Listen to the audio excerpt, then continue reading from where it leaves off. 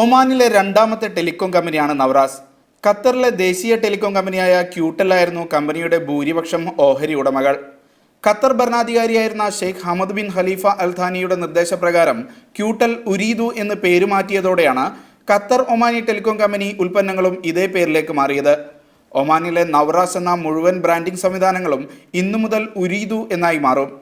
റീബ്രാൻഡിംഗിന്റെ ഭാഗമായ ആനുകൂല്യങ്ങൾ പിന്നീട് പ്രഖ്യാപിക്കും.